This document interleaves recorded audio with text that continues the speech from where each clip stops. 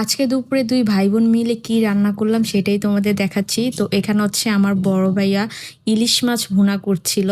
তো আজকে আমরা দুজন মিলেই রান্না করছি। আম্মু হচ্ছে অন্য কাজে ব্যস্ত ছিল। আব্বু বাসায় অনেক মাছ এনেছে, তো ওগুলো আম্মু কাটাকুটি করতেছিল।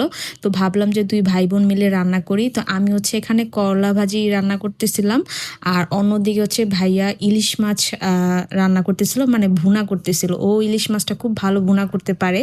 তো এই তো আমি এখানে করলা ভাজি, মানে সহজ যেই কাজটা সেটা আমি করছিলাম, আর ও হচ্ছে ইলিশ মাছ ভুনা করছে। তো এই তো দুইজনের রান্নাই কমপ্লিট, এখন হচ্ছে খাওয়ার পালা। তো ফার্স্টে হচ্ছে আমি করলা ভাজি নিয়ে নিই। করলা ভাজি আমার সবসময় অনেক পছন্দের। তো করলা ভাজি দিয়ে খাওয়ার পর আমি হচ্ছে একটু ইলিশ মাছ ট্রাই করি।